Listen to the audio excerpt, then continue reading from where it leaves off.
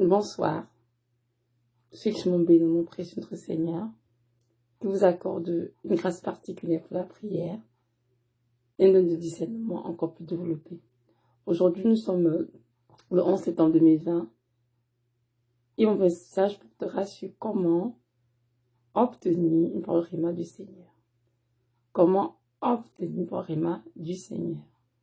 C'est quoi la parole Rhéma? La parole Rhéma, évidemment, c'est tout simplement une parole donnée par le Saint-Esprit à la personne qui prie, à l'homme qui demande la parole, pour exprimer la volonté de Dieu à notre égard. Il est important de comprendre qu'en tant qu'enfant de Dieu, c'est impératif de discerner la voix de Dieu, d'entendre le voir clairement. C'est pas toujours facile. Pourquoi? Parce que Dieu est esprit et l'être humain a tendance toujours à se fier vraiment au physique, à la chair. Donc comprendre Dieu est esprit et nous qui l'aimions, qui l'adorons, nous devons vraiment chercher à entendre sa voix clairement. Et c'est possible d'aller vers lui afin d'obtenir une parole Rhéma. Il y a quelques années, lorsque je me vieux Seigneur, je me disais que la façon d'entendre Dieu, c'est juste pas les rêves, hein, les visions, parce que c'est écrit dans Job 33, verset 14, que Dieu parle à ses enfants lorsqu'ils sont couchés, dans un bon sommeil, tantôt d'une manière, pas des rêves, des visions nocturnes, pour leur adresser un message. Donc, moi, j'ai toujours cru que Dieu parlait juste ainsi. Mais avec ma marche de Seigneur, avec ma maturité, j'ai compris en fait que non, Dieu parle de plus de manière à ses enfants. C'est juste à nous de nous disposer, pouvoir être capable de lire entre les lignes, de discerner ce qui se passe autour de nous, sa voix dans ce qui se passe autour de nous. Donc, Dieu m'enseigne justement, entre autres, du fait qu'il parle aussi par des paroles Rhéma. Donc, nous pouvons aller à Dieu humblement, demander une parole Rhéma concernant une situation que nous vivons, une circonstance quelconque dans notre vie. Notre Dieu est là, fidèle, pour nous répondre, parce qu'il aime ça, que nous consultions. Alors, comment déjà utiliser la parole Rhéma?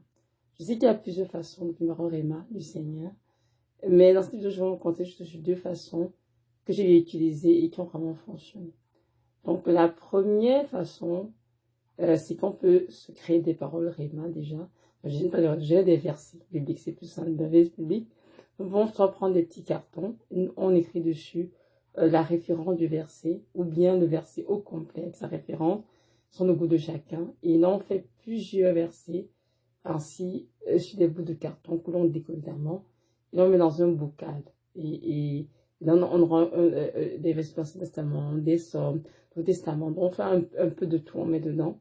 Et lorsque nous désirons une parole du Seigneur, que ce soit un conseil, un encouragement, une parole de consolation, peu importe ce que c'est, bon, juste prier. Oui, c'est important de prier avant de prendre au hasard dans cette boîte. Donc, nous prions, Seigneur, s'il te plaît, viens-toi aujourd'hui, j'aimerais t'entendre par rapport à tes situations de ma vie. J'aimerais obtenir une parole Rhéma concernant telle chose. Je t'en supplie, Seigneur, parle à mon cœur, je t'en prie. Amen.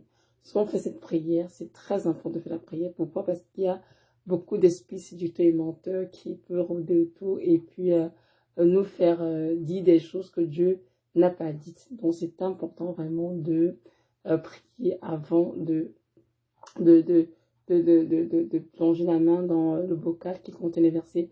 On choisit un qui, évidemment, est l'œuvre de Dieu, évidemment, Dieu. J'aimerais juste préciser que ceux qui font les paroles Rhéma, comme moi, comme vous, chez vous, et avant de comprendre que le Saint-Esprit qui est en nous n'est pas juste une puissance, c'est une personne qui agit en nous, au travers de nous, et est capable d'utiliser notre main pour prendre dans le bocal, lorsque nos yeux sont fermés, le verset que Dieu désire nous adresser. Donc, on a cette confiance, cette assurance qu'il peut faire cela. Donc, nous ne ferons pas avec le doute. Aucun doute là-dessus. Et on voit cette confiance. Parce que nous prenons ce verset comme ça au hasard et pour lire dessus ce que Dieu nous adresse. Donc, c'est la première façon. Deuxième façon, ce que nous pouvons obtenir par le réma du Seigneur serait de prendre sa Bible, évidemment, de prier et de dire, même prier, je dis, Seigneur, je t'en prie, ouvre ma Bible à la page de laquelle tu veux que je lise pour obtenir une parole de toi, car je veux t'entendre concernant telle ou telle situation de ma vie. Et lorsqu'on fait ça, on ferme les yeux, on ouvre la Bible au hasard, et le Saint-Esprit aussi qui agit en dedans de nous, et quand de nous ouvrir la Bible, la page vraiment désire le Seigneur. Et je peux assurer que c'est pas ce que je vous dis, parce que je l'ai expérimenté. Donc, ceux qui commencent à être disposés vraiment à laisser le Saint-Esprit m'ouvrir près de nous et vraiment d'ouvrir la page désire le Seigneur pour nous parler. Est-ce que nous avons la page de la Bible, par exemple, que Dieu nous a dit, nous devons peut-être deux pages à lire, admettons. Nous devons donc prier, Seigneur, aide-moi à lire et aussi entre les lignes et de comprendre vraiment les versets sur lesquels je dois mon attention. Parce que lire la Bible, ce n'est pas juste le lire comme un roman ou une histoire, non, c'est vraiment de comprendre quelque chose que nous devons te dire, on te dit, Dieu est en train de me parler et je suis en train d'écouter. Nous devons lire dans un endroit calme, vraiment, où nous sommes concentrés, pour nous saisir ce que le Saint-Esprit nous dit durant la lecture. Et je vous assure que Dieu parle parce que je sais que je l'ai fait plusieurs fois et Dieu a vraiment parlé à mon cœur. Donc voilà, donc évidemment, comme j'ai dit, que ce soit avant de piger un verset quelqu'un dans un vocal qu'on a généré, que ce soit avant d'ouvrir la Bible au hasard, les infirmiers bien sûr, c'est important de prier au préalable afin de le faire, afin d'exclure, d'éviter l'action des esprits, si tout est menteur qui pourrait interférer et donner des versets erronés ou bien des paroles qui soient du Seigneur pour nous dérouter. Donc voilà. Je vais donner un petit témoignage me concernant et juste pour vous encourager à comprendre que ce que je chante dans cette vidéo n'est pas l'œuvre de la chair, mais seulement quelque chose du Saint-Esprit et Dieu l'a vraiment utilisé pour m'éclairer beaucoup. Donc voilà, comme pour ceux qui m'écoutent, ceux qui écoutent Jésus te guérir, et les vidéos dans lesquelles j'ai mentionné que j'avais une baisse de la vision et ce considérable à cause de ma rétine détruite par l'hypertension que je fais depuis plusieurs années. Donc je ne suis pas capable de voir avec clarté nettement. Et c'est la raison pour laquelle il y a beaucoup de mes vidéos, des fois il y a peut-être moins de versets lus comparé auparavant, parce que avant je voyais bien, mais depuis 2019 je vois moins bien. Donc c'est pour ça. Donc voilà, j'ai vu ce problème des problèmes déjà auparavant. Je vais de faire le regard un peu brouillé. Et là, mon médecin m'avait conseillé d'aller donc voir un ophtalmologue. Donc on a donc pris rendez-vous. Et j'ai commencé à prier dans le Seigneur. Est-ce que c'est ta volonté que je vais voir cet ophtalmologue, Seigneur? Est-ce que c'est ce que tu veux pour moi? Je veux vraiment t'entendre là-dessus. Je vais prier mon temps d'adoration ce matin-là. Je suis en train de prier. J'étais sur le Seigneur. Mes enfants étaient à l'école et moi j'étais au travail. Donc j'étais juste en train de prier tranquillement. Et j'ai dit, Seigneur, je t'en prie. Et parle à mon cœur, me parlerai vraiment concernant cette situation avec mes yeux. Est-ce que je dois vraiment aller voir un ophtalmologue ou bien si je dois même m'attendre à toi pour la guérison complète de mes yeux? Et là, j'avais un vocal près de moi, avec beaucoup de versets écrits sur des tiges dedans. Donc, j'ai pris un verset au hasard. Quand je veux le verset était écrit Jean 9. Jean 9, je crois que c'était verset 1, mais c'était 1 à 4, je ne me trompe pas, c'était ça le verset. Donc je suis allée dans la Bible Jean 9, ça dit Jean 9. Je vous lis Jean 9 déjà en passant. Jean 9 dit ceci, Jean chapitre 9, verset 1 dit ceci. Jésus vit en passant un homme aveugle de naissance. Ses disciples lui firent cette question. Rabbi, qui a péché, cet homme ou ses parents, pour qu'il soit aveugle? Jésus répondit, ce n'est pas que lui ou ses parents aient péché, mais c'est afin que les œuvres de Dieu soient manifestées en lui. Parole du Seigneur. Donc, le Seigneur, en fait, a donné cette parole, et donc, il pensait à les Juifs, sont tous parler justement d'un aveugle, qui faisait un problème Dieu. Et le Seigneur dit, verset 3, qu'il sait parce qu'il a péché qu'il est aveugle, mais c'est afin que les yeux du peut se manifester. Donc, quand je lis ces versets, j'ai compris, en fait, que oui, mon problème, Dieu, était quelque chose qui est transmis le Seigneur. Parce que j'étais dans cet état afin que ses œuvres soient manifestées en moi. Et que je devais vraiment lui faire confiance et ne me fier au médecin, mais vraiment me confier plutôt en lui, m'attendre à lui. Et donc, c'est ça. Et j'étais comme, waouh, Seigneur, c'est vraiment spécial que je la sorte et tout. Mais je te prie vraiment, Seigneur, de me parler davantage. C'est sûr qu'on continue de lire les versets. Vous vous rendre compte que Jésus-Christ, en fait, a touché Jésus de cet aveugle.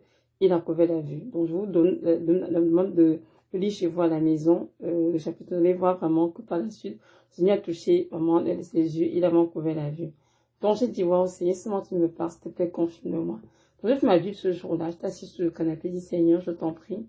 Si c'est mon temps que parler avec ce verset généré sur cette tige, je t'en prie, donne-moi dans la Bible vraiment un passage, Seigneur Jésus, qui me confirme que c'est toi qui me donne cette parole, Réma. Et évidemment, je vous assure que j'ai fermé les yeux, j'ai ouvert la Bible, hein, j'ai prié, comme j'ai dit là, j'ai prié, et j'ai ouvert la Bible au hasard. La Bible m'a donné, je vous assure, sans mensonge, le psaume 146. Le psaume 146 au verset, verset 8. On va le lire ensemble. Donc, j'ai pris le psaume 146. Donc, quand j'ai ouvert, c'était une page, hein, donc complète qu'il fallait que je lise et tout. Donc, je l'ai lu. Je l'ai lu et je suis arrivée au psaume 146, verset 8. Ça disait ceci. L'Éternel ouvre les yeux des aveux. L'Éternel redresse ceux qui sont courbés. L'Éternel aime les justes. Donc, j'ai lu les versets. Quand j'avais ce verset 8, le Seigneur m'a dit, et vite, c'est moi qui te parle. Je suis l'Éternel des armées qui va ouvrir tes yeux, mon enfant. Ne t'inquiète pas pour les yeux. Sache que ils ne pourront rien faire pour toi, mais c'est moi qui vais ouvrir tes yeux. Donc, c'est ce que j'ai reçu vraiment dans le vocal, constant les versets, et puis dans la Bible. Donc, ce jour, j'étais confiante en moi et certaine que les armées sont toujours à mes yeux et que ils ne pourront rien faire pour moi. Évidemment, excusez-moi. Évidemment, lorsqu'il m'a dit à mon mari, il m'a dit, ok, d'accord, ce que le Seigneur a dit, ben moi je t'écoute le Seigneur, pas la peine de désobéir. Donc j'ai donc annulé mon rendez-vous sur l'ophtalmologue, tout simplement, je ne suis plus allée. Et mais je sais tout le regard bouillé, évidemment, vous comprenez bien. Donc quelques mois après, je suis donc tombée malade, comme je l'explique dans mes vidéos, au mois d'août 2019, je suis vraiment très très malade. Et là, ma vision a encore baissé davantage. Donc là, je vois encore moins bien. Et étant hospitalisée, j'étais comme confrontée à un ophtalmologue, évidemment. Parce que j'étais à l'hôpital hospitalisée. Donc, ils m'ont fait un ophtalmologue. Lorsque j'ai vu l'ophtalmologue, il a fait tous les examens possibles. Et puis, il a dit, Madame Evelyne, je vais vous dire ceci. Je ne peux pas vous aider. Il n'y a rien qui puisse vous aider. Votre rétine était complètement détruite par la tension artérielle, très élevée, mais avec du temps, ça va pas se reconstruire, ou bien, peut-être plus jamais. Vous allez rester comme ça toute votre vie. Et c'est ce qu'il a dit. J'ai dit, ok, merci, je suis partie. C'est dans mon cœur, j'ai vraiment cette paix profonde qu'auparavant, je me l'ai dit dans pas Emma, qui toucherait mes yeux. Donc, je n'avais vraiment pas de crainte. Je dis, Seigneur, tu m'as dit depuis longtemps que les autres ne pouvaient rien faire pour moi et qu'il n'y avait que toi qui as touché mes yeux. Donc, pas peine de s'inquiéter. Donc, je suis à l'hôpital, quelques semaines, quand je quittais l'hôpital, ma vie m'a vraiment baissé. Même quand j'étais vraiment, dans ma cour arrière, ce que je parlais à l'époque, je me souviens, j'entendais les voix, mais j'étais capable de voir les personnes devant moi. Dans le cours, en fait, mes voisins, j'étais capable de les voir. Je te peux vous dire que c'était grave et tout. Donc, je veux vraiment pas grand chose et tout. Et lorsque je suis à l'hôpital, mon mari a quand même demandé de me connaître un optométriste pour être sûr qu'il y a moyen à faire. Je leur ai dit non. J'ai dit à ma mari, aussi à ma mère était là. Je leur ai dit non. Le Seigneur a dit qu'il n'y a que lui qui a touché mes yeux. Il ne peut rien faire médecin. Mais ils ont insisté. Bon, donc, pour le faire plaisir, il m'a dit, va donc le faire plaisir, parce que, une fois que tu passes temps, l'épouse ou la fille rebelle. Donc, je suis donc allée voir une optométriste juste pour le faire plaisir. À son tour, je l'ai rencontrée, elle a fait les examens de fond en comble, et elle a dit la même chose. Et venez, je suis désolée, je ne peux rien faire pour vous. Ni par les veilles, ni rien du tout, parce qu'en fait, ce que vous vivez est tout à fait spécial, mais il n'y a que le temps qui pourrait reconstruire le rythme, s'il n'y a rien à faire, malheureusement. Donc, je suis donc quittée de là, et je suis de mon mari. Il a dit la même chose que notre traitement de l'hôpital. Elle ne peut rien faire pour moi. Ils ont donc compris, en fait, ma mère, mon mari, que ce que je disais depuis, ce que j'ai reçu le Seigneur, c'est que Dieu dit depuis que celui qui touchera mes yeux. Et aujourd'hui, je vous parle, ma vision est en train de retourner progressivement. Elle est encore totale, mais je vois de mieux en mieux. Je vois les personnes qui sont dans dans le cours, comme mes voisins, ce que je ne voyais pas avant. Je suis capable de voir comme quelques vers sur ma tablette. Avant, je ne les ai pas du tout sur la tablette. Je ne vais rien lire du tout. Donc, Dieu est en train de restaurer ma vision de manière progressive. Je rends toute la gloire. Donc, c'est pour vous dire que notre Dieu, il parle. Lorsque nous voulons entendre sa voix et que nous sommes disposés avec un cœur pur, des cœurs sincères, que nous avons cette volonté de vraiment d'écouter, faire confiance, Dieu nous parle, il nous révèle sa pensée. Donc, la parole Réma, c'est vraiment la pensée de Dieu, est le Saint-Esprit à la personne qui désire obtenir la parole Réma. Et notre Dieu peut nous parler, même pour une de ces personnes qui nous pensons en nous, quelqu'un que nous aimons, qui est près de nous, qui est dans notre vie, et Dieu veut dire ça sur une parole. Et c'est toujours à nous aussi de savoir, toujours discerner à qui tu parles clairement, Seigneur. Vous savez, entendre et voir Dieu, c'est quelque chose de facile, parce que lui, l'esprit est tellement pur. Et nous, en tant que humains, on parle un peu tellement d'impureté, excusez-moi de dire ça, de péché, que le contact avec Dieu le saisit, n'est pas toujours évident, malheureusement. C'est que Dieu, c'est dans Job 33, 14, que Dieu parlait tantôt d'une manière, tantôt d'une autre, de plusieurs manières.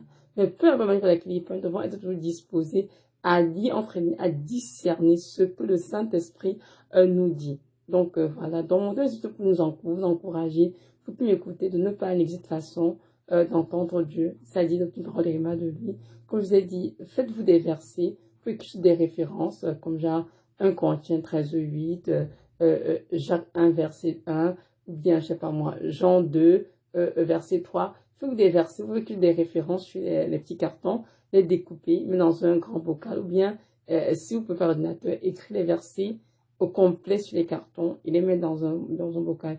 Et lorsque vous voulez parler vraiment du Seigneur, peu importe, ça concerne vous-même, les membres de votre famille, vous en rencontrez votre époux, ou votre épouse, vous pouvez juste prier humblement, sincèrement, dans le Seigneur de nous donner vraiment et de choisir une parole au hasard dans le bocal avec les yeux fermés, et je vous parlerai, ou bien d'ouvrir la Bible, comme j'ai dit, les yeux fermés, laissez mon Dieu ouvrir la Bible sur la page désirée. Donc, mon témoignage, je viens de vous donner, je vous encourager vraiment à ne pas la négliger, cette méthode, et d'aller au Seigneur. Il faudra aussi ainsi, évidemment, que Dieu peut aussi pas des rêves, des visions. Lorsque nous sommes livrés à un profond sommeil, il peut se faire de manière audible, parce qu'une personne qui en a grâce d'entendre de manière audible très claire, les gens comme ça, qui entendent Dieu clairement, que toute la gloire lui revienne. Ben, Dieu nous parle à tous de différentes manières, et Dieu veut que nous développions tous vraiment, que nous exercions cette vraiment comment dire, cette approche de pouvoir l'entendre, parce que c'est que dans Jean 10 verset 10, mes bébés entendent ma voix et elles me connaissent. Amen. Donc nous devons être capables d'entendre la voix du Seigneur et de discerner ce qu'il dit dedans, et vraiment de discerner ce que sa volonté, de faire ce qu'il attend de nous. Donc voilà, ben, merci de m'avoir écouté. Que notre Dieu vous bénisse et vous garde dans sa douce présence, et vous donne cette grâce de vous sanctifier, de le voir, de l'entendre clairement. Amen.